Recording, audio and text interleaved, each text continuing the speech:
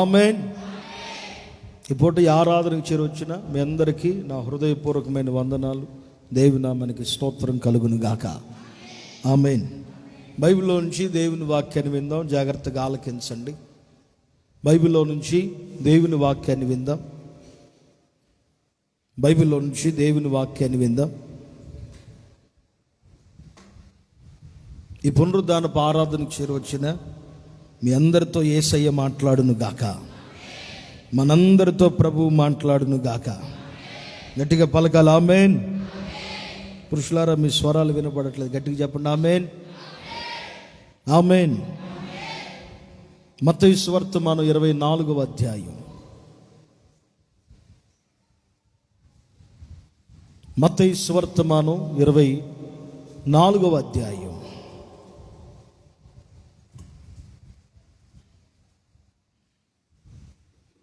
మత్తయి సువార్తమానం 24వ అధ్యాయం 42, 43 వాక్యాలు చదవగా విందాం. కావున ఏ దినమున మీ ప్రభువు వచ్చునో మీకు తెలియదు గనుక మెలకువగా నుండుడి. ఏ జామున దొంగ వచ్చునో ఇంటి యజమానునికి తెలిసి ఉన్న ఎడల అతడు మెలకువగా ఉండి తన ఇంటికి కన్నము వేయనివ్వడని మీరు ఎరుగుదురు. కావున ఏ దినమున ప్రభు వచ్చునో మీకు తెలియదు గనుక మెలకువగా ఉండుడి. ఈ మాటలో నుంచి పోయిన ఆదివారం ఒక విషయాన్ని ప్రభు మనకు తెలియపరిచారు. ఒక విశ్వాసికి, ఒక సేవకునికి మెలకువ ఉండాలి. అది ఏ మెలకువో గడిచిన వారం ప్రభు మనతో మాట్లాడాడు. ఆత్మీయంగా మెలకువగా ఉండాలని, నిద్రలో నుంచి బయటికి రావాలని, అప్పుడే క్రీస్తు వెలుగు మన మీద పడిద్దని ప్రభువు మాట్లాడారు. ఈ పూట కూడా యేసయ్య మనందరితో మాట్లాడును గాక. పలకని గట్టిగా ఆమేన్. గట్టిగా చెప్పండి ఆమేన్. కూర్చో, లేక అక్కడ కూర్చో. ఆమేన్. హల్లెలూయా. ప్రతి విశ్వాసి, ప్రతి సేవకుడు, ప్రతి సంఘం ఇదిగో ఈ సమయంలో బహు జాగ్రత్తగా మెలకువగలిగి ఉండాలి. ఎవరైతే మెలకువగా ఉంటారో వారు ప్రభు వచ్చినప్పుడు ప్రభుతో కూడా కొనిపోబడుదురుగాక. మత్తయి సువార్తమానం 25వ అధ్యాయం 1వ వాక్యం నుంచి 9వ వాక్యం వరకు చదివితే మెలకువగా ఉన్నవారేమో ప్రభువుని ఎదుర్కొని వెళ్ళారు.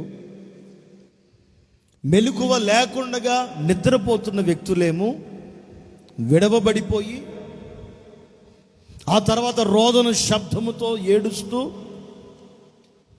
ప్రభు ఎదుటకు వెళ్ళి ప్రభు దగ్గరికి వెళ్ళకుండా ఉండునట్లు ఒక ద్వారం, ఒక తలుపు అడ్డున ఉంటే ఆ తలుపు దగ్గరికి వెళ్ళి ప్రభువుని పిలిచి అడుగుతున్నారు, మా కొరకు తలుపు తీయండి, మా కొరకు తలుపు తీయండి.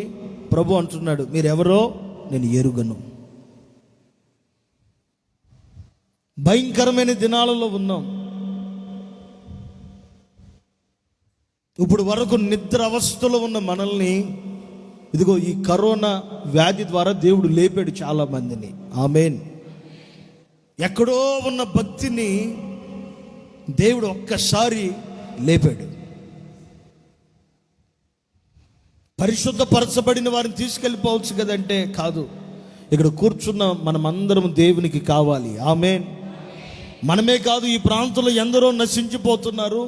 వారందరూ కూడా దేవునికి కావాలి, దేవునికి అవసరం, దేవునికి కావాలి కనుకనే ఇదిగో ఈ భయంకరమైన వ్యాధిని పంపించి ఆత్మ సంబంధంగా నిద్ర అవస్థలో ఉన్న అనేకులను మేల్కొలిపేదానికి చక్కని అవకాశాన్ని ప్రభు ఇచ్చాడు. ఇప్పుడు చాలామంది మేలుకుని దేవుని మందిరానికి పరుగులెత్తుకుని వచ్చి, మందిరానికి వచ్చే అవకాశం లేనప్పుడు ప్రతిరోజు చక్కగా టీవీ ముందో లేకపోతే ఫోన్లు ఎదుటో కూర్చుని ప్రతిరోజు దేవుని వాక్యాన్ని విని పురుకొల్పబడ్డారు. మరికొంతమంది ఇంకా భక్తిహీనులుగా దిగజారిపోయారు. కారణం, శనివారం పరిశుద్ధాత్మ కూటం లేదు, ఆదివారం ఆరాధన లేదు, స్వార్థ కొడుకులు, కృతజ్ఞత కొడుకులు లేవు. మరి కొంతమంది బలహీనులు అయిపోయారు. ఇప్పుడు కనుక మేలుకోకపోతే భయంకరమైన ప్రమాదంలో పడిపోతాం. కాబట్టి ఇప్పుడు ప్రతి విశ్వాసి, క్రీస్తులలో ప్రతి వ్యక్తి మేల్కొనును గాక. ఆమేన్. ఈ ప్రసంగానికి టైటిల్ ఎలా పెట్టుకోండి, పార్ట్ 2, మెలకువ అని పెట్టుకోండి. మెలకువ అని పెట్టుకోండి. ఎందుకు దేవుడు మనల్ని మెలకువగా ఉండమంటున్నాడు? యేసయ్య మనల్ని మెలకువగా ఉండమనటానికి గల కారణం ఏంటి? ఏ దినమున నేను వస్తానో మీకు తెలియదు కాబట్టి మెలకువగా ఉండమన్నాడు. మెలకువగా ఉండకపోతే ఏం జరిగిద్ది? ఇప్పుడు సాతానుగాడు ఏం చేస్తున్నాడంటే, గర్జించు సింహము వలె ఎవరు దొరుకుతారా వీడిని మింగేద్దాం. ఏ విశ్వాసి దొరికిద్ది? ఏ సేవకుడు దొరుకుతాడు? ఏ ఆత్మీయుడు దొరుకుతాడు? వీడిని మింగేద్దాం. వీడు గనక ఇప్పుడు మెలకువ కలిగి ఉంటే ప్రభు వస్తాడు, ప్రభు రాజ్యములో ప్రభుతో కూడా ఎత్తబడిపోతాడు. ఈ వ్యక్తి ఎత్తబడకూడదు అనినట్లుగా సాతానుడు గర్జించు సింహము పోలి తిరుగుతున్నాడంట. కనుకనే దేవుని వాక్యం ఏం చెప్తుందంటే, మెలకువ కలిగి ఉండండి. ఇంకా చాలామంది ఈ సమయంలో నిద్రపోతానే ఉన్నారు. ఇంకా ఆత్మ సంబంధంగా ఏమాత్రం పురుకొల్పబడకుండా, నూతన పరచబడకుండా, సరిచేయబడకుండా ఇంకా నిద్ర అవస్థలోనే ఉంటున్నారు. ఇదిగో ఈ సందేశము ద్వారానైనా నా యేసయ్య మిమ్మల్ని పురుకొల్పును గాక. ఈ వర్తమానం ద్వారానైనా యేసయ్య మిమ్మల్ని పురుకొల్పును గాక, మిమ్మల్ని నూతన పరుచును గాక, మిమ్మల్ని ఆయన కొరకు సాక్షులుగా బ్రతికించును గాక. ఆత్మ సంబంధమైన మెలకువలోనికి నా యేసయ్య మిమ్మల్ని తీసుకొచ్చును గాక. ఆమేన్, ఆమేన్. ఎందుకు మెలకువగా ఉండాలి ఒక విశ్వాసి? ఎందుకు ఈ సమయంలో ప్రార్థన చేయాలి? ఎందుకు ఈ సమయంలో దేవుని వాక్యాన్ని ధ్యానించాలి? ఎందుకు దేవుని మందిరాన్ని దాటిపోకుండా దేవుని సన్నిధానంలోనే ఇదిగో ఈ భయంకరమైన దినాల్లో ఎందుకు గడపాలి? ఇలా రాయబడి ఉంటుంది పేతురు రాసిన మొదటి పత్రిక. చూడండి, మీరు అందరూ ఆ వాక్యాన్ని చూడండి. పేతురు రాసిన మొదటి పత్రిక 5వ అధ్యాయం. పేతురు రాసిన మొదటి పత్రిక 5వ అధ్యాయం 8వ వాక్యం. నిబ్బరమైన బుద్ధి గలవారై మెలకువగా ఉండుడి. నిబ్బరమైన బుద్ధి గలవారై మెలకువగా ఉండండి. మీ విరోధి అయిన అపవాది, ఇదిగో మీ విరోధి అయిన అపవాది గర్జించు సింహము వలె, గర్జించు సింహము వలె ఎవరిని మృంగుదునా అని వెతుకుచూ తిరుగుచున్నాడు. ఇదిగో వెతుకుచూ తిరుగుచూ ఉన్నాడు సాతానుడు. ఎందుకు? దేవుని వాక్యం, మూల వాక్యాలు మనం చదివిన వాక్యంలో కాగా ఏ దినమున మీ ప్రభు వచ్చునో మీకు తెలియదు కనుక మెలకువగా ఉండమని ప్రభు ఎందుకు చెప్తున్నాడు? మెలకువగా ఉండమని యేసయ్య ఎందుకు మాట్లాడుతున్నాడో తెలుసా? సాతానుడికి సమయము కొంచెమే ఉన్నదని గ్రహించిన వాడై గర్జించుతూ సింహమును పోలి ఎవరు దొరికితే వారిని మింగేద్దామని అనుకున్నాడు. ఎందుకంటే సాతానుగాడి పొళ్ళు యేసుక్రీస్తు వారు సిలువలో చితగొట్టేశాడు కనుక ఇప్పుడు వాడికి పొళ్ళు లేవు కాబట్టి మరలా నిన్ను లోపల వేసుకోవడానికి ఆలస్యం చేయడు. గర్జించు సింహం వల్లే తిరుగుచూ వెంటనే వాడి పని మింగేయటమే.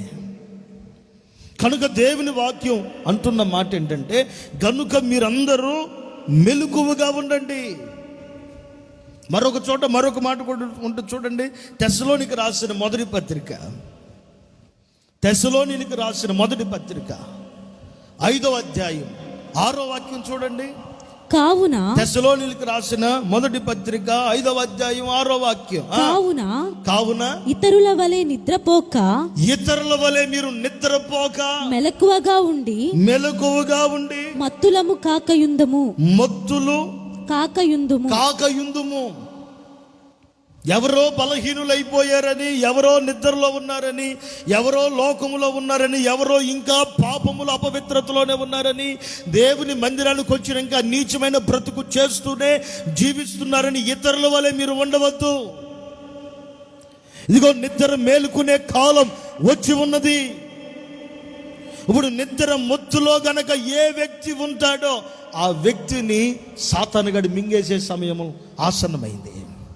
కనుక ఈ సమయంలో ప్రతి విశ్వాసి మేల్కొని, ప్రతి వ్యక్తి దేవుని రాకడ కొరకు, దేవుని రాజ్యం కొరకు, యేసయ్య రెండో ప్రత్యక్షత కొరకు, ఆయన ఎదుటకు ఎత్తబడే దాని నిమిత్తం ప్రతి వ్యక్తి మెలకువగా ఉండి కనిపెట్టుకుందురుగాక.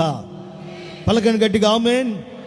ప్రతి వ్యక్తి మెలకువగా ఉండి తమ జీవితాలని కాపాడుకుందురుగాక. ఇలా ఉంటుంది కదా. మరొక చోట మత్తయి సువార్తమానం 25వ అధ్యాయం చూడండి. మత్తయి సువార్తమానం 25వ అధ్యాయం 13వ వాక్యం. మత్తయి సువార్తమానం 25:13. ఆ దినమైనను గడియ అయినను మీకు తెలియదు గనుక, ఆ దినమైనను ఆ గడి అయినను మీకు తెలియదు గనుక మెలకువగా ఉండుడి. మెలకువగా ఉండండి. మరలా చదవమ్మా. ఆ దినమైనను గడి అయినను ఆ దినమైనను ఆ గడి అయినను మీకు తెలియదు గనుక మెలకువగా ఉండుడి. మెలకువగా ఉండండి. దేవుని వాక్యం వింటున్న ప్రియ దేవుని ప్రజలారా, ప్రభు అయిన యేసు క్రీస్తు వారి రాకడ దినములు బహు సమీపమైపోయాయి. ఎక్కడ చూసినా ప్రభు రాకడ గురించిన సిద్ధపాటును గురించిన సందేశాలు, లేకపోతే సందర్భాలు, లేకపోతే భూమి మీద ఆయన రాకడ గురించిన సూచనలు జరుగుతూ ఉన్నాయి. ఒకవేళ నీవు నిద్ర అవస్థలో ఉంటే సాతానుడు వచ్చి నిన్ను మింగి వెళ్ళిపోతాడు. దేవుని సన్నిధిలో నుంచి, దేవుని ప్రసన్నతలో నుంచి, దేవుని కృపలో నుంచి ఈడ్చుకుని వెళ్ళిపోతాడు. ఈ సమయంలో ప్రతి విశ్వాసి మెలకువగా ఉండాలి. అదే సమయంలో ఇతరుల వల్ల ఎవరో నిద్రపోతున్నారని ఎవరిని చూడొద్దు. ఈ వాక్యం తెలియపరుస్తుంది. ఇతరుల వల్లే నువ్వు ఉండొద్దు.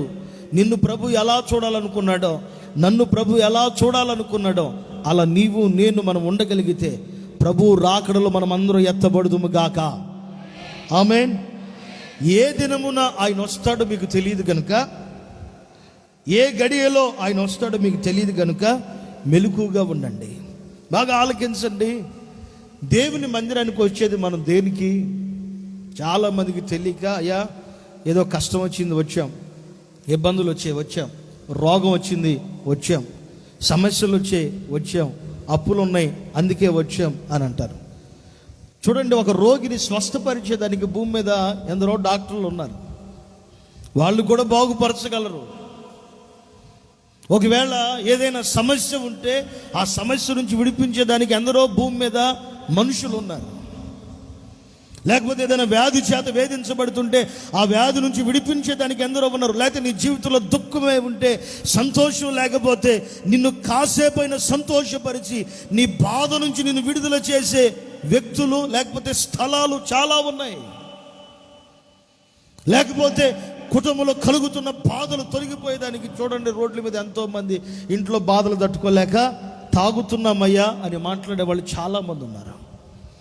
కానీ యేసుక్రీస్తు నీకు రోగం స్వస్థపరచడం కాదు, యేసయ్య నిన్ను లేకపోతే ఆరోగ్యవంతుడుగా, ఐశ్వర్యవంతుడుగా, ధనవంతుడుగా ఉంచేదానికంటే కూడా యేసు ప్రభు నీకు నాకు మనందరికీ పరలోక రాజ్యం ఇచ్చేదానికి ఈ లోకానికి వచ్చాడు. ఆమేన్, ఆమేన్. అందుకే ఇలా అంటాడు, మొదట నా నీతిని, నా రాజ్యాన్ని వెతకండి. చాలామంది దేవుని మందిరానికి స్వస్థత నిమిత్తం, అప్పుల బాధ నిమిత్తం, రోగాల నిమిత్తం, నెమ్మది నిమిత్తం, లేకపోతే దేవుని సన్నిధికి వస్తున్నారేమో. అలా రావద్దు. నీవు దేవుని రాజ్యం కొరకు దేవుని దగ్గరికి రాగలిగితే ఆయన మిమ్మల్ని స్వస్థపరిచి ప్రతిదీ మీకు అనుగ్రహించునుగాక. ఆమేన్. గట్టిగా పలకండి ఆమేన్, ఆమేన్. ఇప్పుడు మరొక విషయం చెప్తాను. పోయిన వారం ఒక మాట చెప్పాను. ఆత్మలో మెలకు ఉండాలి. ప్రతి విశ్వాసికి ఆత్మీయ జీవితంలో మెలకు ఉండాలి. రెండో మాట చెప్తున్నాను ఈ పూట, ప్రార్థనలో మెలకు ఉండాలి. ప్రతి విశ్వాసికి తన ప్రార్థన జీవితంలో మెలకు అనేది ఉండాలి. తన ప్రార్థనలో కూడా మెలకు అనేది కావాలి. ఈ రోజుల్లో చాలా మంది ప్రార్థన చేస్తున్నారు. ఏదో ఒక సమస్య తీసుకురావడం, పాస్టర్ గారికి అప్పగించడం, పాస్టర్ గారు మీరు కూడా ప్రార్థన చేయండి అని చెప్పడం, వెళ్ళిపోవటం. కొందరి సమస్యలేమో తీరిపోతున్నాయి, కొందరి సమస్యలు సంవత్సరములు దాటిపోతున్నా సరే సమస్యలుగానే ఉన్నాయి, కానీ సమస్యలు తీరట్లా. ఇదిగో ఈ ఆరాధనలో ప్రార్థనా జీవితంలో కనుక నువ్వు మెలకులోనికి రాగలిగితే, నా యేసయ్య నీ ప్రతి సమస్య నుంచి నేను విడిపించునుగాక, ప్రతి బాధ నుంచి నేను విడిపించునుగాక, ప్రతి కన్నీటి నుంచి విడిపించునుగాక, ప్రతి కష్టము నుంచి నా దేవుడు నిన్ను విడిపించునుగాక. మన ప్రార్థన ఎలా ఉండాలి? రొటీన్గా ఉండకూడదు మన ప్రార్థన, అందరూ చేసినట్లుగా ఉండకూడదు మన ప్రార్థన. మన ప్రార్థనకు ఒక ప్రత్యేకత ఉండాలి. అలా నువ్వు ప్రత్యేకంగా ప్రార్థన చేసినప్పుడే, అలా నేను ప్రత్యేకంగా ప్రార్థన చేసినప్పుడే మన ప్రార్థనని ప్రభు ఆలకించునుగాక. ఆదికాండం నుంచి ప్రకటన గ్రంథం వరకు ఎందరో భక్తులు ఉన్నారు. వాళ్ళందరి ప్రార్థనలకు వ్యత్యాసం ఉంది. ఒకరి ప్రార్థన ఒకరితో కలపబడదు. ఒకరి ప్రార్థనా జీవితం మరొకరి ప్రార్థనా జీవితంతో ముడివేయబడి లేదు. ఒకరు ప్రార్థన చేయటం మొదలు పెడితే రోజులు, గంటలు, సమయాలు గడిచిపోయాయి. ఒకరు ప్రార్థన చేస్తే వెంటనే ప్రభు విన్నాడు. నిజంగా ప్రతి ప్రార్థనకి ఒక వ్యత్యాసం ఉంది. నీ ప్రార్థనకు కూడా ఒక వ్యత్యాసం అనేది కనబడును గాక. నా ప్రార్థనకు వ్యత్యాసం అనేది కనబడును గాక. చాలామంది మన ముందున్న సేవకులో, మన ముందున్న విశ్వాసులో, మనతో ఉన్న విశ్వాసులో, ఆత్మీయులో ఎవరైనా ప్రార్థన చేస్తే దాన్ని బాగా విని మైండ్లో పెట్టుకుని దాన్నే ప్రార్థనగా కొనసాగిస్తారు. దాన్నే కంటిన్యూగా అదే ప్రార్థనని కొనసాగిస్తారు. కానీ ప్రార్థనలో ఏ మార్పు అనేది ఉండదు. నిజంగా ప్రతి వ్యక్తికి, ప్రతి విశ్వాసికి, ప్రతి సేవకునికి ఒక్కొక్క కృప, ఒక్కొక్క తలంతు ఇస్తాడు. నీవు గనక ఆ తలంతును గనక పూడ్చిపెడితే ప్రభు లెక్క అడుగుతాడు. కొంతమంది ఒక సేవకుడిని గురిగా పెట్టుకుని ఆ సేవకుడు ఎలా ప్రార్థన చేస్తాడో ఇక అలాగే, ఆయన ఎలా పాట పాడతాడో అలాగే, ఆయనకి ఎలా తింటాడో అలాగే, ఆయన ఎలా నడుస్తాడో ఇక అలాగే కాదు. అక్కడ ఏమైపోయిందో తెలుసా? ప్రభు మనకిచ్చిన కృప చచ్చిపోయింది, ప్రభు మనకిచ్చిన తలంతు చచ్చిపోయింది. మన ప్రార్థన వ్యత్యాసంతో కూడిన ప్రార్థనగా, మెలకువగలిగిన ప్రార్థనగా ఉంటే నా దేవుడు గొప్ప కార్యములు జరిగించునుగాక. చాలామంది తెలియక వాళ్ళు ఏమన్నా అనుకుంటారేమో, ఇంతకాలం అయిపోయింది ప్రార్థన రాదు, వాళ్ళు ఏమన్నా. కాదు, ఇలా రాయబడింది, వచ్చి రాని ప్రార్థననే దేవుడు ఆలకిస్తాడు. గంటలు చేసే ప్రార్థన, లేకపోతే ఎవరోలాగా దించి ప్రార్థన చేసే ప్రార్థనని ప్రభు కోరుకోడు. నీకు ఏ ప్రార్థన అయితే వచ్చో ఆ ప్రార్థన చేయి. ఆయనకి ప్రార్థన రాదండి, ఆయనకి ప్రార్థన రాదు, గంటలు చేయటం రాదు. చిన్న ప్రార్థన చేశాడు, వెళ్ళాడు, పాపం మందిరంలో మోకరించాడు, చేతులు ఎత్తాడు, నీ సన్నిధిలో నేను ఎంత యథార్థంగా ఉన్నానో కృపతో జ్ఞాపకం. చిన్న ప్రార్థనే, గంటలు చేయలా. నీకు వచ్చిన ప్రార్థన నువ్వు మనస్ఫూర్తిగా చేయి. ప్రార్థనలో మెలకులోనికి రా. అంటే ఎన్ని సంవత్సరాలు ఉన్నా సరే ఆయనలాగా చేయమని కాదు. నీ ప్రార్థనలో ఒక మార్పు రావాలి. మన ప్రార్థనలో ఒక మార్పు రావాలి. అలా వచ్చినప్పుడే నీ ప్రార్థన ప్రభు ఆలకించునుగాక. నీ పట్ల దేవుని చిత్తాన్ని ప్రభు జరిగించునుగాక. నీ ప్రార్థనలో మార్పు రావాలి. యేసు ప్రభు వారు ఇలా చెప్తున్నాడు, 12 మంది శిష్యులతో ఇలా అంటున్నాడు. 12 మంది శిష్యుల్ని వెంట పెట్టుకుని ఒక ముగ్గురిని మాత్రం ప్రభు వచ్చే దగ్గరికి, ఇంకొంచెం దగ్గరికి తీసుకుని వెళ్ళి యేసయ్య దూరంగా కూర్చుండి మోకరించి, చేతులెత్తి ప్రార్థన చేస్తున్నాడు. అయ్యా, ఆత్మ సిద్ధమే కానీ శరీరం బలహీనమైపోతుంది. నా తండ్రి, నా దేవా, ఆత్మ సిద్ధమే, శరీరం బలహీనముగా ఉంది. ప్రార్థన చేసి లేచి 12 మంది శిష్యుల దగ్గరికి వస్తే 12 మంది ఎలా ఉన్నారు తెలుసా? నిద్రపోతున్నారు. కాలుతో చూడండి, మీ పక్కన ఉన్న వాళ్ళు ఎవరైనా నిద్రపోతుంటే లేపండి. వాళ్ళు ఏమంటారు? ఒప్పుకోరు. నిద్రపోతున్నామని ఒప్పుకోరు. స్తోత్రం చెప్తున్నాలే. నిద్రపోతే ఒప్పుకోరు, లేపితే ఒప్పుకోరు. ఇలా రాయబడి ఉంది. వారి దగ్గరికి వచ్చి వారితో మాట్లాడి, ఇదిగో మీరు శోధనలో ప్రవేశించుకుంటున్నట్లుగా కొంచెం సేపు మెలకుగుండి ప్రార్థన చేయొచ్చు కదా. వారు లేపాడు. సరే ప్రభా, మేము ప్రార్థన చేస్తాం అన్నట్లుగా లేచారు, కూర్చున్నారు. ప్రార్థన చేయడానికి సంసిద్ధులై మోకరించారు. యేసు ప్రభు వారు వెళ్ళిపోయారు. ఆయన మరలా మోకరించి ఏడుస్తూ ప్రార్థన చేస్తున్నారు. నా తండ్రి, నా తండ్రి, ఆత్మ సిద్ధమే కానీ శరీరమే బలహీనముగా ఉన్నది. ఏడ్చి ప్రార్థన చేసి మరలా వెళితే మరలా నిద్ర అవస్థలోనికి దిగజారిపోయారు. మీరు చూడండి, కావాలితే మీకు గనక నిద్ర రాకపోతే ఒక చిన్న ఆలోచన చెప్తా చూడండి. బైబిల్ తీసుకుని చదవండి. ఆ సమయంలో మోకరించండి. ఎక్కడ లేని దెయ్యాలన్నీ నీ నెత్తి మీదే ఉంటాయి. అప్పుడు వరకు నీకు నిద్ర రాక ఫోన్ పట్టుకున్న ఏదో ఒక కార్యక్రమం, లేకపోతే పనికి మళ్ళీ వ్యవహారాలు, లేకపోతే టీవీ ముందు పెట్టి ఏదైనా చెయ్యి, నీకు నిద్ర రాదు. టైం 2, 3 అవుతుంది, అయినా నిద్ర రాదు. ఆ సమయంలో మోకరించి ప్రార్థన చేయి. ఆ సమయంలో బైబిల్ చదువు. ఆ సమయంలో దైవ సేవకులు చెప్పిన వాక్యాన్ని మరొకసారి నీ హృదయంలో నెవరు వేసుకునే దానికి వాక్యాన్ని పెట్టుకుని వింటా ఉండు. సాతాను గడు వచ్చి, సిస్టర్ పడుకో, కళ్ళు చూడు ఎంత ఎర్రగా అయిపోయాయి, పడుకో. సహోదరుడా పడుకో, రేపు పొద్దున్నే పనికి పోవాలి, పడుకో. దేనికైనా నిన్ను వాడుకుంటాడు కానీ ప్రార్థన చేసే వ్యక్తి దగ్గరికి సాతాను గాడు రాడు. ప్రార్థన కూడా చేయనివ్వడు. ఈ రోజుల్లో చాలామంది దేవుని మందిరానికి వస్తున్నారు, వాక్యం వింటున్నారు, కూర్చుంటున్నారు, పాడుతున్నారు, స్తుతిస్తున్నారు, కానుకలు ఇస్తున్నారు, దశమ భాగాలు అర్పిస్తున్నారు, గుప్పెళ్ళ బియ్యం తీసుకొచ్చి అర్పిస్తున్నారు. ఇవన్నీ ఒక వంతు అయితే నీ ఆత్మీయత ఎలా ఉన్నది? నీ ప్రార్థనా జీవితం ఎలా ఉంది? దేవునితో గడిపే సమయం నీకు పెరుగుతూ ఉందా, లేకపోతే తరిగిపోతూ ఉందా? ఏ విశ్వాసి దేవునితో గడుపుతాడో, ఏ సేవకుడు దేవునితో గడుపుతాడో, ఏ సంఘం ప్రార్థనలో గడిపిద్దో, ఏ విశ్వాసి ప్రార్థనలో ప్రభుతో కలిసి ఉంటాడో, ఆ వ్యక్తికి రాబోతున్న ప్రతి శోధనలో నుంచి నా యేసయ్య తప్పించునుగాక, నా యేసయ్య తప్పించునుగాక. ఆమేన్. నీకు తెలియక ఏం చేస్తావంటే, ప్రార్థన చేస్తుంటే శోధన ఎక్కువైపోతుందని ప్రార్థన ఆపేస్తావు. ప్రార్థన చేస్తుంటే ఇబ్బందులు ఎక్కువైపోతున్నాయి, కష్టాలు ఎక్కువైపోతున్నాయి, శోధనలు ఎక్కువైపోతున్నాయని ప్రార్థనకు దూరం అయిపోతావు. మందిరానికి వెళ్ళినా, మోకరించినా, ప్రార్థన చేసినా ఏమి కలిగిందని దేవునికి దూరం అయిపోతావు.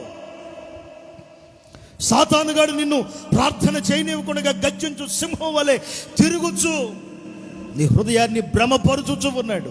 ఇదిగో ఈ ఆరాధనలో ప్రభువు చెప్తున్నాడు, ప్రార్థనా జీవితంలో గనక నీవు మెలకులోనికి రాగలిగితే నా యేసయ్య నిన్ను ఆశీర్వదించునుగాక, నా ప్రభు నిన్ను ఆశీర్వదించునుగాక. జరగబోతున్న ప్రతి ప్రమాదములో నుంచి నా ప్రభు నిన్ను తప్పించునుగాక, ప్రతి అపాయం నుంచి నిన్ను విడిపించునుగాక. చెప్పండి గట్టిగా ఆమేన్, ఆమేన్, ఆమేన్. సాతాను గాడు చేయనివ్వని పని ఏంటంటే ప్రార్థనే చేయనివ్వడు. మిగతా అన్ని పనులు చేయనిస్తాడు కానీ నేను ప్రార్థన చేయనివ్వడు. కానీ నువ్వు ప్రార్థన చేస్తే, నువ్వు ప్రార్థన చేయొచ్చు మెలకుగా ఉంటే నీ ఆత్మీయ జీవితం ఎలాగుంటుందంటే ఒక గోపురంలా కట్టబడిపోయి, ఆ ప్రార్థన నీకు, నాకు, మనందరికీ ఒక ప్రాకారంలాగా మార్చబడి జరగబోతున్న ప్రతి శోధనలో నుంచి ఆయన నిన్ను విడిపించి కాపాడి తన రాకడ కొరకు నిన్ను సిద్ధపరచునుగాక. నిజంగా ఆత్మ సిద్ధంగా ఉంటే శరీరం బలహీనంగా ఉంటే శరీరం ఏం మాట్లాడిద్ది? ఏం మాట్లాడిద్ది? అమ్మాయి ఓయ్ కూర్చో చాలే, కూర్చో చాలే, భక్తురాల్లాగా మోకరిచ్చా, కూర్చో. మన దేవుడు ఎవరో? సాతానుగాడు మళ్ళీ వాక్యం చెప్తాడు మనకి. మన దేవుడు ఎవరో?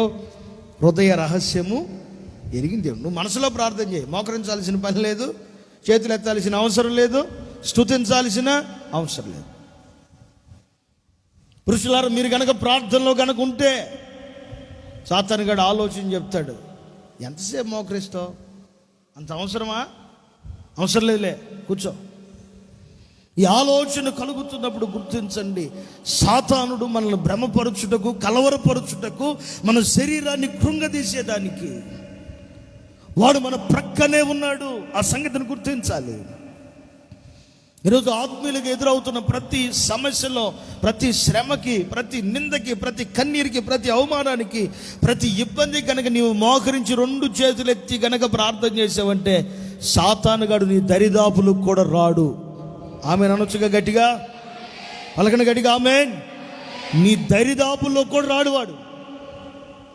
ఎప్పుడు నువ్వు ప్రార్థనలో మెలకువన్నప్పుడు. ఆ వాక్యాన్ని చూద్దాం బైబిల్లోంచి.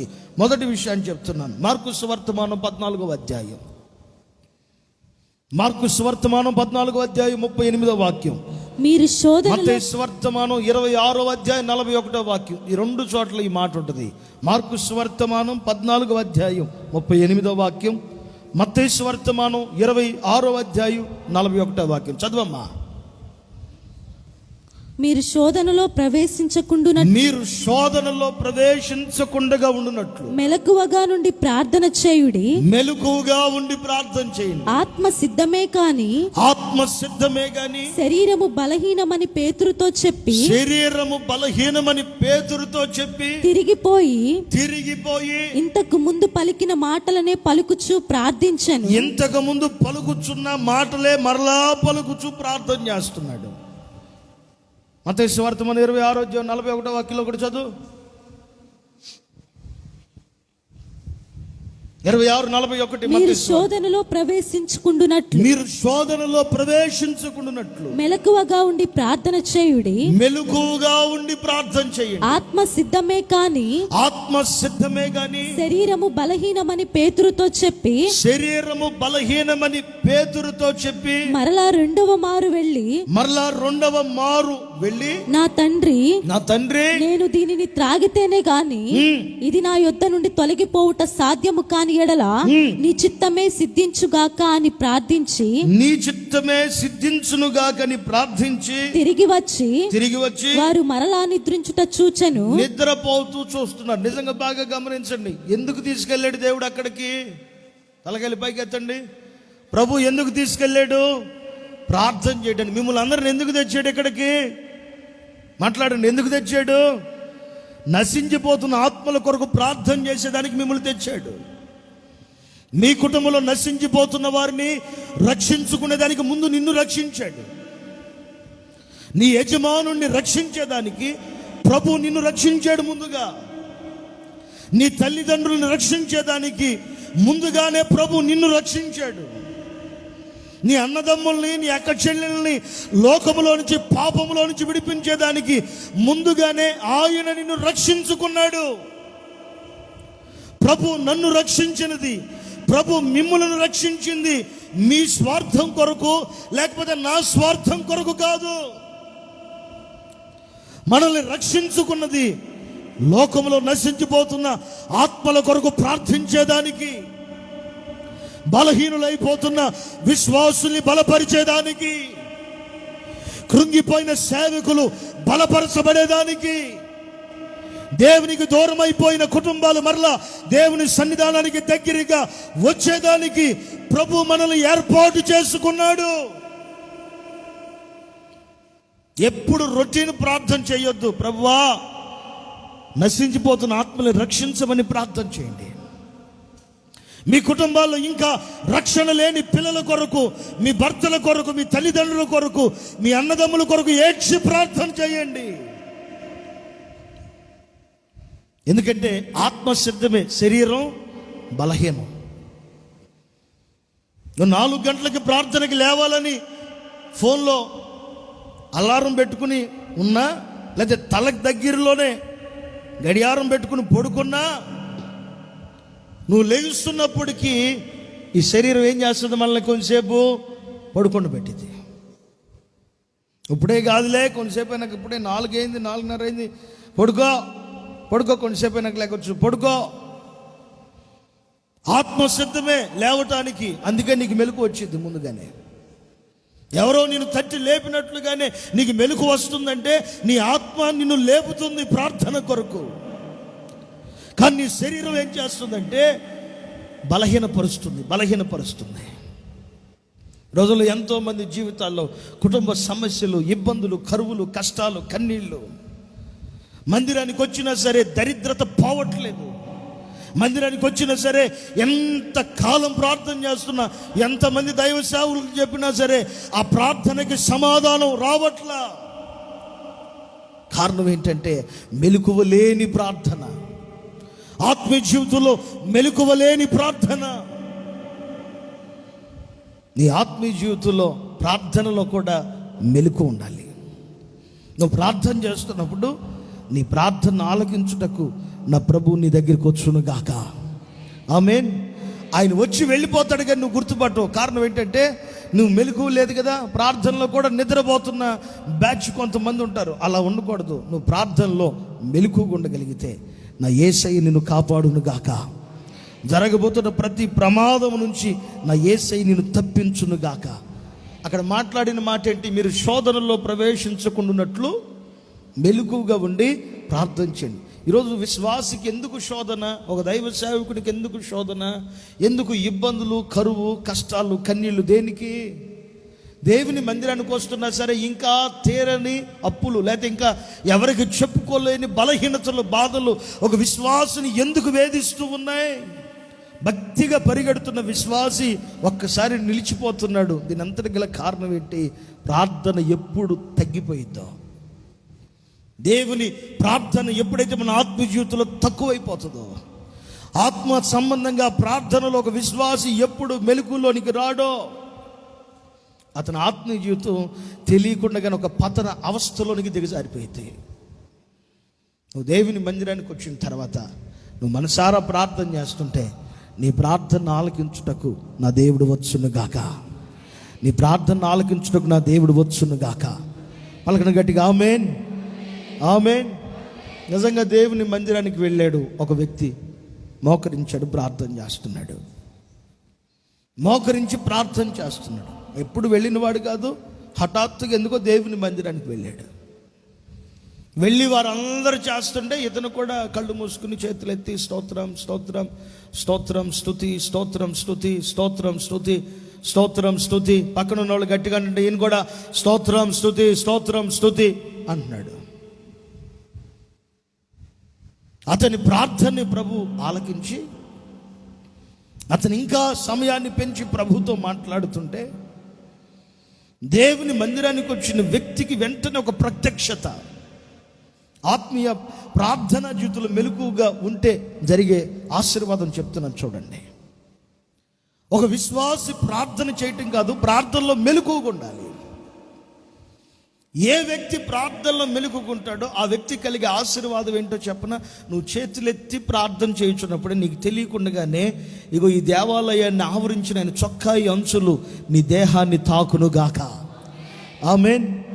ఇక్కడికి నువ్వు ఏ రోగంతో, ఏ బాధతో, ఏ కన్యలతో, ఏ సమస్యతో వచ్చినా సరే ప్రార్థన అన్నప్పుడు బైబిల్ ప్రక్కన పెట్టి దిగ్గున లేచి నిలబడి మోకరించో లేకపోతే నిలబడో చేతులెత్తి కనుక నీవు హృదయపూర్వకంగా ప్రార్థన చేస్తున్నావు అనుకో, నీవు ప్రార్థన చేసేటప్పుడే నువ్వు ప్రార్థన చేస్తున్నప్పుడే ఆయన చొక్కాయి అంచులు నీకు తగులుతాయి. నీ దేహంలో ఉంటున్న రోగం అంతా తొలగిపోయింది. నీ జీవితంలో ఒక గొప్ప కార్యాన్ని నా యేసయ్య జరిగించునుగాక. అంత మాత్రమే కాదు, నువ్వు ప్రార్థన చేస్తా ఉన్నావు అనుకో, నీ జీవితంలో ఏదైనా అపవిత్రత ఉంటే ఆ సమయంలోనే దేవుడు తొలగించేస్తాడు. ఆ సమయంలోనే ఒక కెరూబుని నీ దగ్గరికి పంపించి, ఒక కెరూబుని నా దగ్గరికి పంపించి మన పెదవులలో, మన నోటిలో ఉంటున్న దోషమంతా తొలగిపోయేటట్లుగా కారుతో ఒక నుప్పును తీసుకొచ్చి మన పెదాలకు తగిలిస్తాడు. ప్రార్థనలో గనక మెలకుగా ఉంటే అది చేసే పని ఏంటో తెలుసా? మనలందరినీ పవిత్రులుగా మార్చడమే కాకుండా ఆయన దర్శనాన్ని మనం కనులారా చూడగలుగుతాం. గట్టిగా ఆమేన్ చెప్పండి. ఆమేన్. యెషయా ప్రవచన గ్రంథం 6వ అధ్యాయమా ఆ మాట ఉంటే చూడండి ఒకసారి. యెషయా ప్రవచన గ్రంథం, యెషయా ప్రవచన గ్రంథం 6వ అధ్యాయం మొదటి వాక్యం నుంచి 8వ వాక్యం వరకు చదవండి.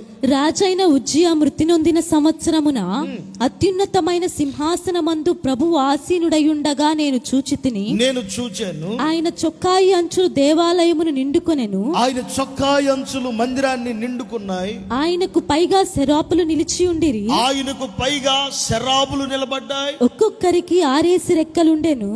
ప్రతివాడు 2 రెక్కలతో తన ముఖమును, 2తో తన కాళ్లను కప్పుకొనుచు 2తో ఎగురుచుండెను. వారు సైన్యములకు అధిపతియగు యెహోవా పరిశుద్ధుడు, పరిశుద్ధుడు, పరిశుద్ధుడు, సర్వలోకము ఆయన మహిమతో నిండియున్నది అని గొప్ప స్వరముతో గాన ప్రతిగానములు చేయుచుండిరి. వారి కంఠస్వరము వలన గడప కమ్ముల పునాదులు కదులుచు మందిరము ధూమము చేత నిండగా అయ్యో నేను అపవిత్రమైన పెదవులు గలవాడను, అపవిత్రమైన పెదవులు గల జనముల మధ్యను నివసించువాడను. నేను నశించి తిని రాజును సైన్యములకు అధిపతియునగు యెహోవాను నేను కన్నులారా చూచి తిని అనుకొంటిని. ఆమేన్. గట్టిగా ఒకసారి హల్లెలూయా చెప్పండి. మందిరం అంతా కంపించేదడి చెప్పండి, కొంచెం గట్టిగా గట్టిగా చెప్పండి. ఇంకా వాళ్ళు చెప్తుంటే ఎలా ఉందంట? మందిరం అంతా గడప కమ్ములన్నీ పునాదులన్నీ వణికిపోతున్నాయి. ఒకసారి అటు చెప్పండి గట్టిగా. బజార్లో కొట్టుకుంటారు, ఇప్పుడు అరుతారు, అట్ట మాట్లాడండి గట్టిగా. హల్లెలూయా చెప్పండి. హల్లెలూయా, హల్లెలూయా. అట్లా ఉండాలాగా. ఆమేన్. హల్లెలూయా. అక్కడ మీరు ఒక మాట గమనించారా? వాళ్ళు అరుస్తూ స్తుతిస్తున్నప్పుడు అంట మందిరం అంతయు దోప హోమముతో అనగా స్తుతితో ఆరాధనతో ఆ మందిరం అంతయు నిండిపోయిందంట. ఒకసారి గట్టిగా అట్లా చెప్పండి. చెప్పండి. యెహోవా పరిశుద్ధుడని పలకండి ఒక 10 సార్లు గట్టిగా.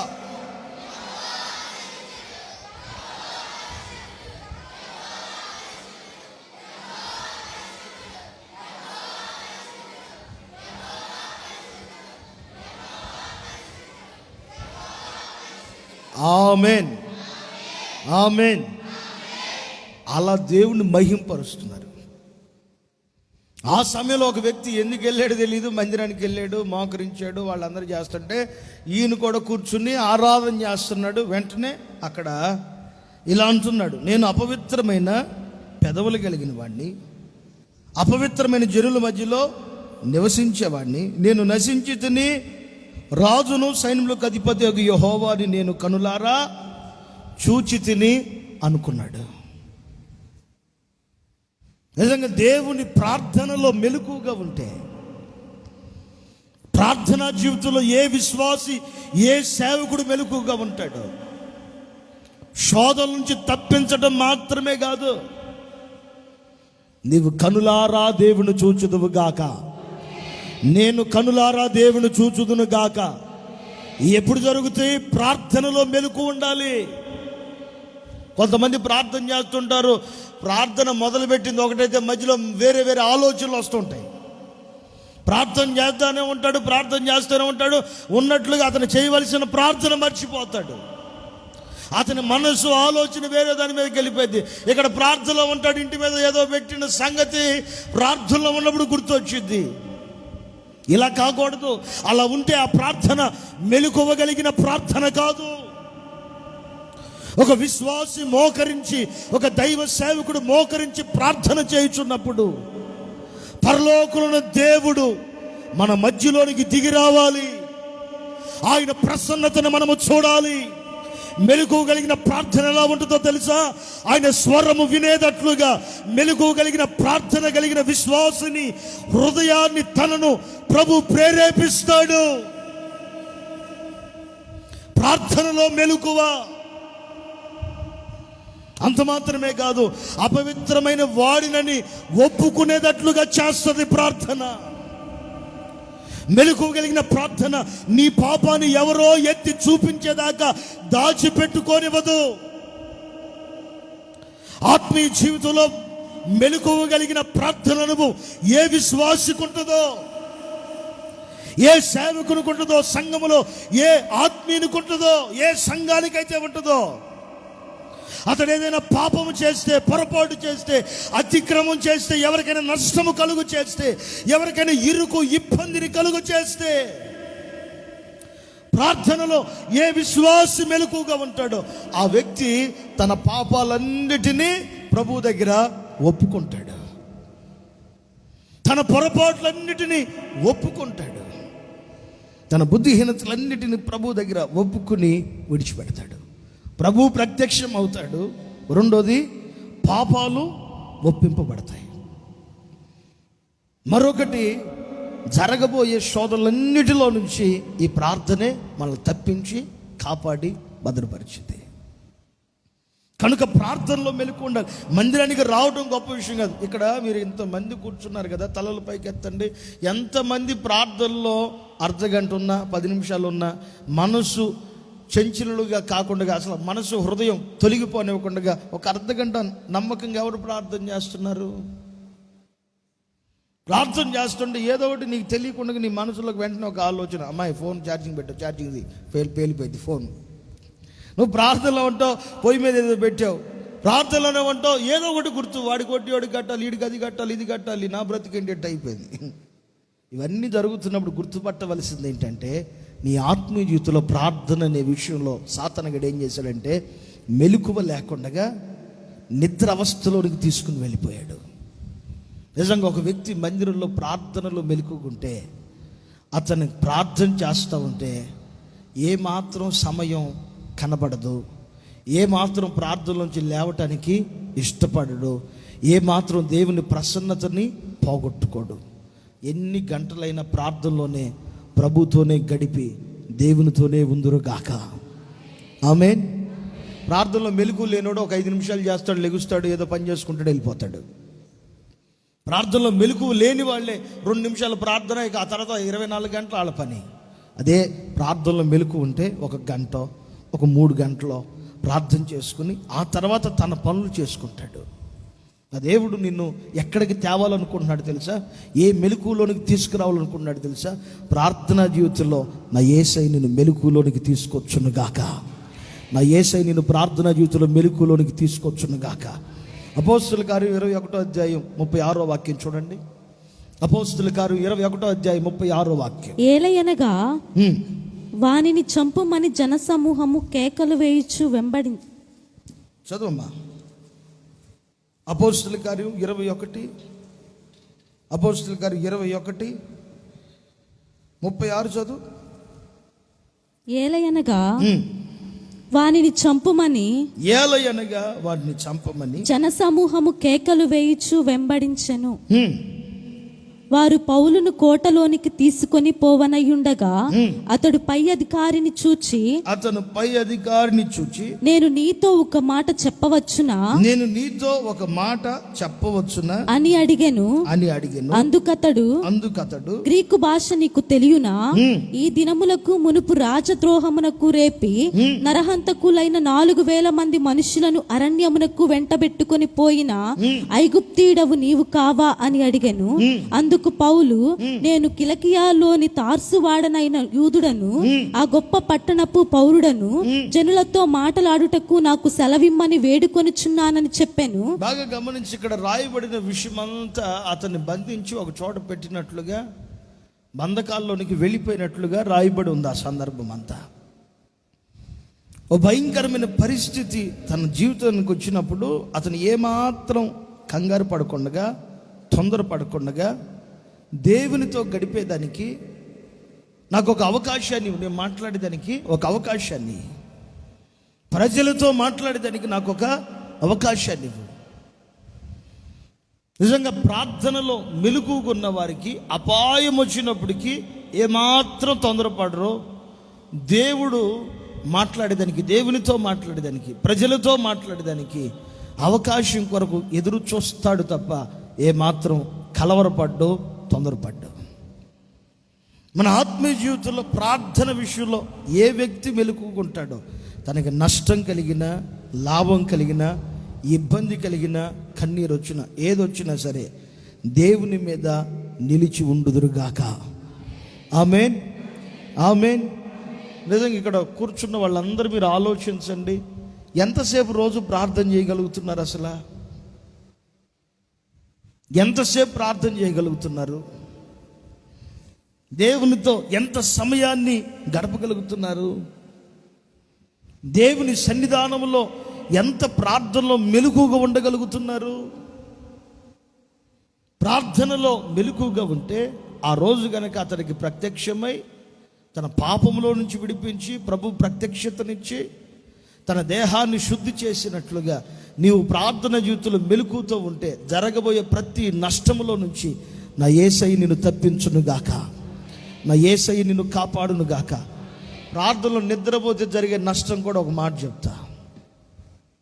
ప్రార్థన జరిగేటప్పుడు కనుక నిద్రపోతే, ప్రార్థన జరిగేటప్పుడు కనుక అశ్రద్ధగా కనుకుంటే ఎక్కడ లేని శాపమంతా నీ నెత్తి మీదకి వచ్చేస్తుంది. ఎక్కడ లేని శాపమంతా నీ తల మీదకి వచ్చింది. చాలాసార్లు మనం ఇలా అనుకుంటాం. 15వ అధ్యాయం ఆదికాండంలో ప్రభు ఇలా అంటాడు. 15వ అధ్యాయం ఆదికాండంలో ప్రభు ఇలా అంటాడు. ఏమంటాడు? అబ్రహాముతో దేవుడు మాట్లాడతాడు.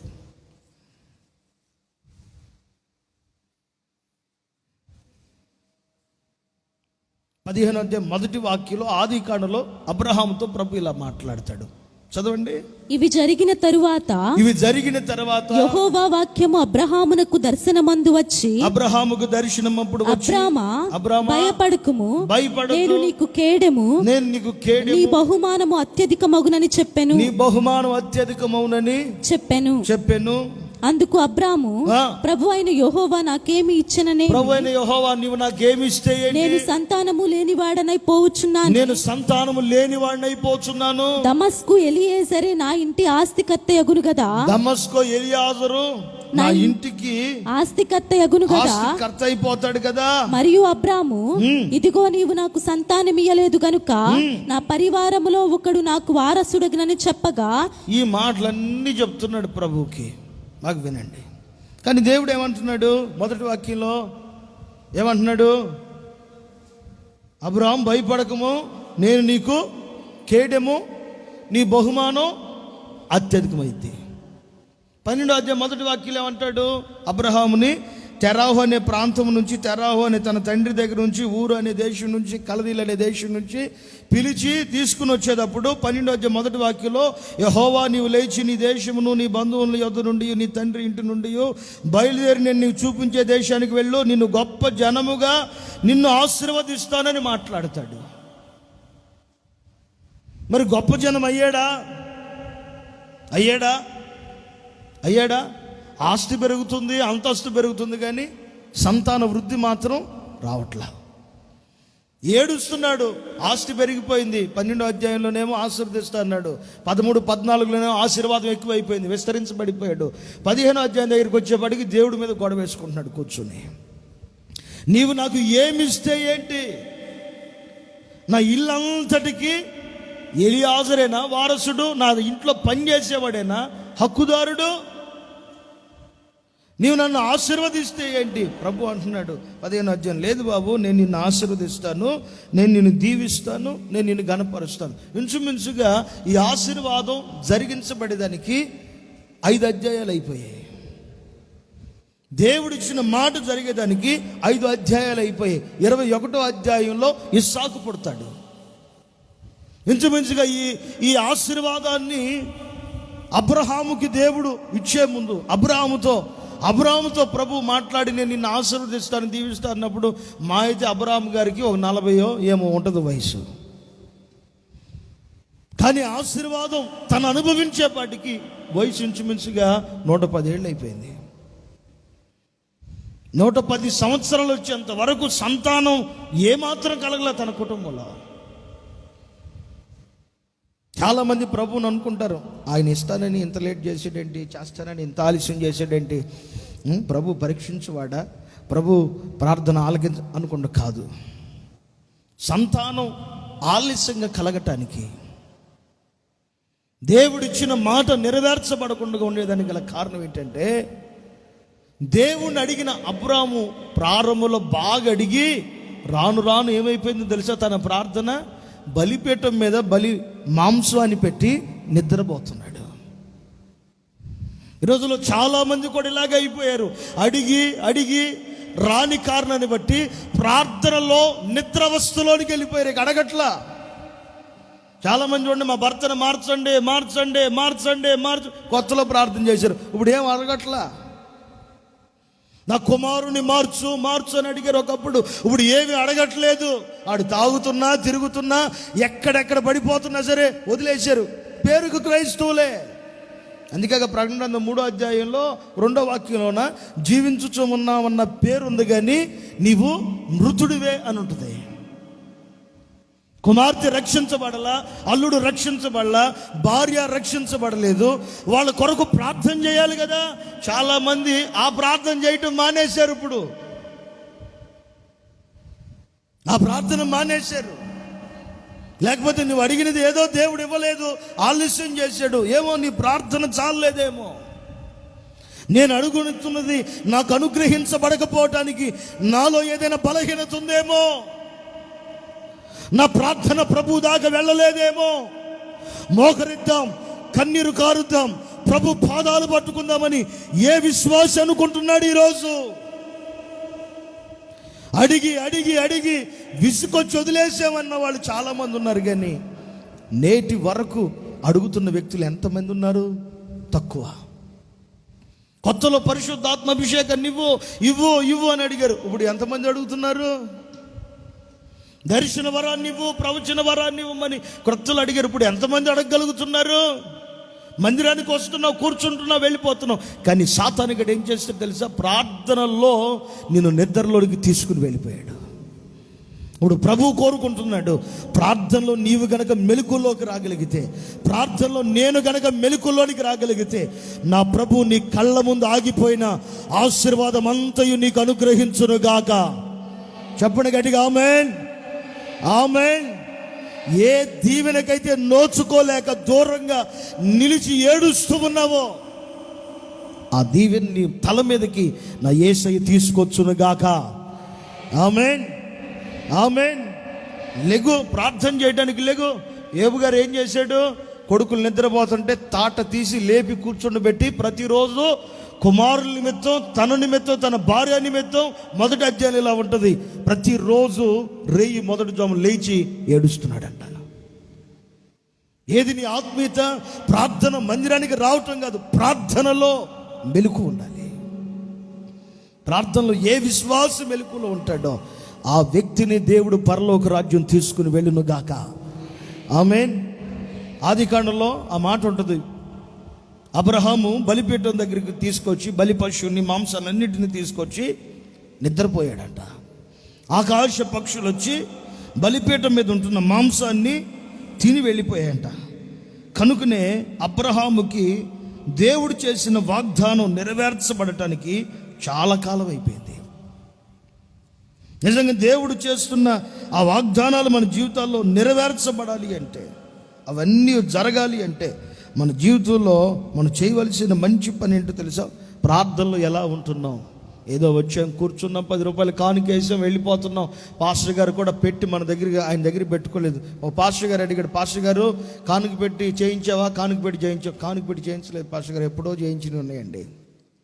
నాతో అన్నాడు, పాస్టర్ గారు కానుక పెట్టి ఒకటి చేయించి ముందు పెట్టుకున్నానండి నేను, నువ్వు కూడా పెట్టుకోపోయావా? కానుక పెట్టి ముందు పెట్టుకోపోయావు, నీ దగ్గర పెట్టుకోపోయావా? ఎందుకు కానుక పెట్టి మన దగ్గర? అంటే మనిషిని చూసి కానుకేస్తారు. మా వాళ్ళు అలాంటి వాళ్ళు కాదులే, ఎలాగున్నా సరే ఒకేలాగా వేస్తారులే, అక్కడే పెట్టానని చెప్పి. నిజంగా చాలామంది ఇంతతో చూసుకుని వెళ్ళిపోతున్నారు. కాదు, నీ ఆత్మీయ జీవితం మెలకులో నువ్వు ఉన్నావా లేదా? ఆత్మీయ జీవితం మెలకుగుంటే నువ్వెప్పుడు బ్రతికినోళ్ళలాగే ఉంటావు. బ్రతికున్నవాడు మౌనంగా ఉంటాడా? ఉండడు. ప్రభువుని మనసారా స్తుతిస్తాడు, దేవుని మనసారా గనపరుస్తాడు. ఆయన గనపరుస్తూ ఆయన స్తుతిస్తూ ఉంటే ప్రతి వ్యక్తిని నా ప్రభు ఆశీర్వదించునుగాక. ఆమేన్. అబ్రహాము శపించబడిపోవటానికి గల కారణం, ఆశీర్వాదం దూరం అయిపోవటానికి, తన జీవితంలో సంతానం లేకపోవటానికి గల కారణం, చాలా కాలం తర్వాత ప్రభు తన జ్ఞాపకం చేసుకోవటానికి తనలో ఉన్న పొరపాటు ప్రార్థనలో నిద్ర, ఆత్మీయ జీవితంలో ప్రార్థనలో నిద్ర.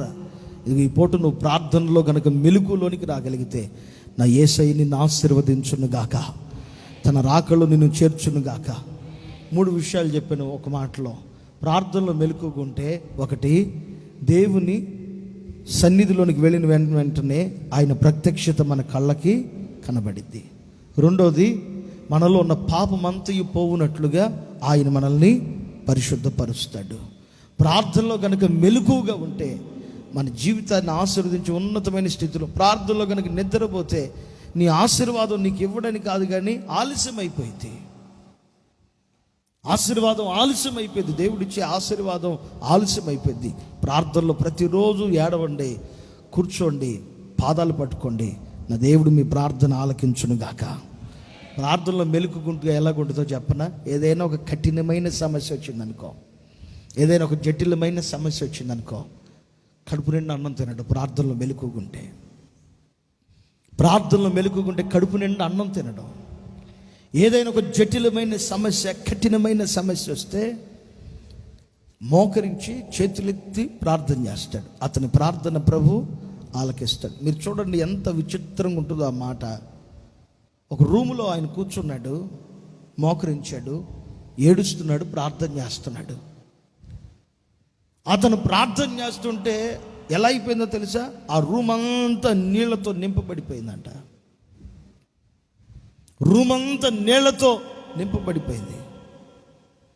తను పడుకోవటానికి వేసుకున్న పక్క ఆ నీళ్ల మీద తేలిపోతుంది. ప్రార్థన చేస్తా ఉన్నాడు, అతను ఏమాత్రం చలనం లేని వాడిలాగా అయిపోయాడు. కీర్తన గ్రంథం 6వ అధ్యాయంలో అనుకుంటా ఆ మాట ఉంటుంది. ప్రార్థన ఏ వ్యక్తి చేస్తాడో, ప్రార్థన ఏ విశ్వాసి చేస్తాడో, అతని ప్రార్థనలో మెలుగు ఉంటే దేవుడితో సమయం ఎక్కువ గడుపుతాడు. చాలామంది ఎప్పటి నుంచో మందిరానికి వస్తున్నారు కానీ ప్రార్థన రాదు. వాళ్ళు మనుషులతో గడుపుతారు కానీ దేవునితో గడపరు. నీవు దేవునితో గడిపితే, నేను దేవునితో గడిపితే, మనం ప్రార్థన చేస్తే ఎలా ఉంటుందో తెలుసా? మన ప్రార్థనకి ఆకాశంలో ఉన్న దేవుడు తన మనసును మార్చుకుని మన దగ్గరికి వచ్చి మనకుంటున్న ప్రతి బాధలన్నింటిలో నుంచి మన ప్రభు మనల్ని విడిపించునుగాక. మెలకు ఉంటే ఎలా ఉంటుందో తెలుసా? మన ప్రార్థన కన్నీటి ప్రవాహంగా మారిపోయింది. నీ భర్త మారలేదా? రోజు మోకరించి ఏడు, ప్రభువా నా భర్తను మార్చు, నా భర్తను ఏడు. నీ ఏడుపుకైనా అతను మారిపోతాడు అంతే. నువ్వేం చేస్తున్నావు? ఏదో వాక్యం వింటున్నావు, కాసేపు లేస్తున్నావు, ప్రార్థన చేస్తున్నావు, మార్చు అన్నవి అంతే. యథావిధిగా ఆయనకి రోజు క్యారేజీ కడుతున్నావు, అన్నం వండి పెడుతున్నావు, తింటున్నాడు, ఉతుకుతున్నావు, ఆరేస్తున్నావు, మళ్ళీ తెస్తున్నావు, ఆయనకి పెడుతున్నావు, అంత జరుగుతుంది. కానీ ప్రార్థనేది, కన్నీటి ప్రార్థనేది. నీ జీవితంలో ఏదైనా ఆశీర్వాదం దూరం అయిపోయిందా? ఆశీర్వాదం కొరకు నీ ప్రార్థనేది. ప్రార్థనలో మెలకువ ఉంటే ఏ విశ్వాసికైనా, ఏ సేవకుడికైనా తెలియకుండానే కళ్ళెమట నీరు ప్రవహించుద్ది. కీర్తన గ్రంథం 6వ అధ్యాయం ఆ మాటలు చూడండి ఒకసారి. 6వ వాక్యం చూడండి. నేను మూలుగుచ్చు అలసి ఉన్నాను, నేను మూలుగుచ్చు అలసి ఉన్నాను, ప్రతి రాత్రియు కన్నీరు విడిచుచు, ప్రతి రాత్రియు కన్నీరు విడిచుచు, నా పరుపు తేల చేయుచున్నాను, నా పరుపు తేలిపోతూ ఉంది, నా కన్నీళ్ల చేత నా పడక కొట్టుకొని పోవచ్చున్నది, నా కన్నీళ్ల చేత, నా కన్నీళ్ల చేత నా పడక కొట్టుకొని పోవచ్చున్నది, నా పడక కొట్టుకొని పోవచ్చున్నది, విచారము చేత నా కన్నులు గుంటలు పడుచున్నవి, విచారము చేత నా కళ్ళన్నీ గుంటలు పడిపోతున్నాయి, నాకు బాధ కలిగించు వారి చేత అవి చివికి ఉన్నవి. యెహోవా నా రోదన ధ్వని వినియున్నాడు, యెహోవా నా రోదన ధ్వని విన్నాడు. పాపము చేయు వారలారా, మీరందరూ నా యొద్ద నుండి తొలగిపోవుడి. యెహోవా నా విన్నపము ఆలకించి ఉన్నాడు, యెహోవా నా విన్నపము ఆలకించున్నాడు. యెహోవా నా ప్రార్థనలో మెలకుగా ఉండే విశ్వాసి ఎలా ఉంటాడు చెప్పనా? ప్రార్థనలో మెలకుగా ఉండే విశ్వాసి, సేవకుడు ఎలా ఉంటాడు? నలుగురితో కూర్చుని సమయాన్ని వ్యర్థం చేసుకోడు. ఇంట్లో భర్త మారలేదా? భర్త కొరకు ఏడుస్తావు నువ్వు ప్రార్థనలో మెలుకుంటే. లేకపోతే నీ సహోదరుడు మారలేదా, ప్రార్థనలో ఏడుస్తావు మెలకుగా ఉంటే. నీ ప్రాంతంలో ఉన్న ప్రజలు మారలేదా, వారి నిమిత్తం మోకరించి ఏడుస్తావు మెలకుగా ఉంటే. ఇర్మియా భక్తుడు కూడా ఇలా అంటాడు, సంతోషించు వారి సమూహంలో నన్ను నువ్వు ఉంచలేదు, ఏడ్చే వారి గుంపులో నేనున్నాను, అంగలార్చే వారి గుంపులో నేనున్నాను.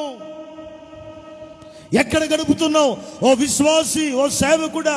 నీ ఆత్మీయ జీవితాన్ని, నీ ప్రార్థనా జీవితాన్ని ఎవరితో గడుపుతున్నావు? ప్రార్థనా పరులతోనే గడుపుతున్నావా నీ సమయాన్ని? ప్రభుతోనే గడుపుతున్నావా నీ సమయాన్ని? గొప్ప రాజు అతను ప్రార్థన చేయవలసిన అవసరం ఏమాత్రం లేదు. అతను ప్రార్థన చేస్తుంటే అతని పరుపు తేలిపోతుందంట. ఇప్పుడు మన ఇంట్లోనే 4 అడుగులు ఉంటుంది మంచం కదా, టేకు మంచం, ఏదో ఒక మంచం 3 అడుగులు ఉంటుంది భూమి మీద నుంచి, 3 అడుగులు ఎత్తులో, దాని మీద మరలా ఒక 9 అంగుళాల వెడల్పులో 1 అడుగు మందంలో పరుపు ఏదో ఉంటుంది. ఇప్పుడు పరుపు తేలాలంటే మంచం మునిగిపోవాలా లేదా? అర్థమవుతుందన్న మాటలు మీకు? మంచం మునగాలి కదా. పరుపు తేలాలంటే పరుపు ఎత్తు నీరు వస్తేనే పరుపు తేలిద్ది, కానీ పరుపు సగం వస్తే పరుపు తేలదు.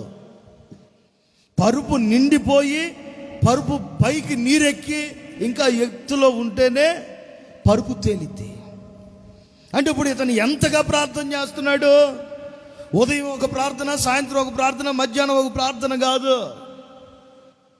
చాలామంది దానియేలు వలె రోజుగా ముమ్మారు చేయాలంటే అదే టార్గెట్ అని దాన్ని పెట్టుకుని ఏదో చిన్న ప్రార్థన చేసి అలా కాదు. నీ ప్రార్థన ఎలాగుండో తెలుసా? నీ భారమంతయు పోయేటట్లుగా నీ ప్రార్థన మారునుగాక, నీ సమస్యలన్నీ తొలగిపోయేటట్లుగా నీ ప్రార్థన మారునుగాక. నీ ప్రార్థనలో మెలకువ ఎలాగుండాలో తెలుసా? నీ కన్నీటి ప్రవాహానికి నీ పాపమంతయు తొలగిపోవునుగాక. ఆమేన్.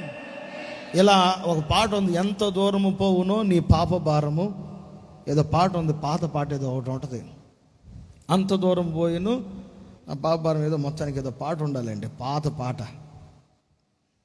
నిజంగా మన పాపం అంతా, లేకపోతే మన పొరపాట్లన్నీ, మన అక్రమాలన్నీ, మన అజాగ్రత్త అంతయు, మన బుద్ధిహీనత అంతయు మనం చేసే ప్రార్థనలో అంత కొట్టుకుని వెళ్ళిపోవును గాక.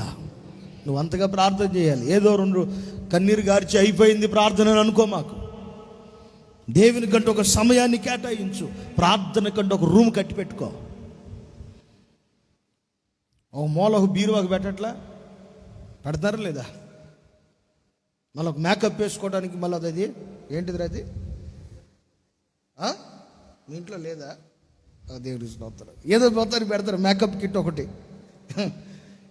అర్థం అది అంత ఉండేది ఏదో ఉంటుందిగా. ఏంటిది అక్క అది? మరి మీకు తెలుసు, డ్రెస్సింగ్ రూమ్కి ఒక స్థలం, బీరువాకు ఒక స్థలం, బట్టలు ఉతికేదానికి, ఫ్రిడ్జ్కి, అన్నిటికి పెడుతున్నావు కదా. మరి ప్రార్థనకి ఎందుకు పెట్టట్లా? నీ ఇంట్లో ప్రార్థన కంటే ఒక స్థలం ఏర్పాటు చేసుకో. నువ్వు అక్కడికి వెళ్ళి కూర్చోగానే నా దేవుడు నీ తల మీద భారమైన ప్రార్థనాత్మను కుమ్మరించును గాక, మెలుకోగలిగిన ప్రార్థనాత్మను కుమ్మరించును గాక. నీ మీద దేవుని మెలుకోగలిగిన ఆత్మను కుమ్మరించును గాక, ప్రార్థనాత్మను కుమ్మరించును గాక. ఆమేన్. లాగాలి మనం, కొందరినైనా లాగాలి నరకాగ్నిలో నుంచి.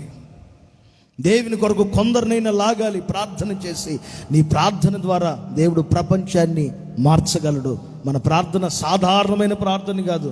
అంతకుముందు వారం మనం ప్రార్థన చేసాం. మిర్యాలగూడలో ఒక అక్కకి కరోనా ఎక్కువైపోయి కాళ్ళు చేతులు కీళ్ళు పడిపోయి వాళ్ళ భర్త పట్టించుకోకుండా వెళ్ళిపోయాడని పోయిన వారం ప్రార్థన చేసాం. ఈ వారంలో ప్రార్థన చేసింది ఒక 500 నాకు ఇచ్చింది, ఒక 500 కానుక పంపించింది, 500 రూపాయలు కానుక పంపించింది పాస్టర్ గారికి ఇవ్వమని. ఆమె నాకు ఫోన్ చేసి చెప్పింది, కానుక గురించి కాదు, నాకు ఆరోగ్యం బాగుందయ్యా, ఇప్పుడు నేను సంతోషంగా ఉన్నాను, మాకు తెలిసిన ఒక బంధువులు దూర ప్రాంతాలు ఉన్నారు, వాళ్ళకి ఆరోగ్యం బాగాలేదు, ప్రార్థన చేయండి అని చెప్పి. అంటే మనం చేసే ప్రార్థనకి, ఇక్కడ ప్రార్థన చేస్తే కార్యం ఎక్కడో జరిగింది, ఇక్కడ ప్రార్థన చేస్తే నీకోసం ఆకాశంలో ఉన్న తలుపులను దేవుడు తెరవబోతాడు. ఇక్కడ ప్రార్థన చేసి చూడు, నా దేవుడు నీ కుటుంబంలో ఉంటున్న ప్రతి వ్యవస్థను దేవుడు మార్చునుగాక. ఆమేన్. ఆమేన్. ఒక విశ్వాసకి ఏ మెలకు ఉండాలి? ప్రార్థనలో మెలకు ఉండాలి. ఒకటి చెప్పాను, ఒకటి ఆత్మలో మెలకువ, రెండోది ప్రార్థనలో మెలకువ. ఒకసారి మిమ్మల్ని మీరు చెక్ చేసుకోండి. మేము ఎలా ఉన్నాం, మా ప్రార్థన ఎలా ఉంది, మా విశ్వాసం ఎలా ఉందని మిమ్మల్ని మీరు పరీక్షించుకోండి. పరీక్షించుకుని మిమ్మల్ని కనుక మీరు సరి చేసుకోగలిగితే నా యేసయ్య తన రాజ్యంలో మిమ్మల్ని అందరినీ చేర్చుకును గాక. ఈ మాటల ప్రభు మీ వినికిల్లో స్థిరపరచును గాక. దయచేసి అందరు లేచి నిలబడండి. ఈ పరిశుద్ధ గ్రంథాన్ని ప్రక్కన పెట్టి అందరు లేచి నిలబడండి. దిగ్గున అందరు లేచి నిలబడండి. కళ్ళు మూయండి.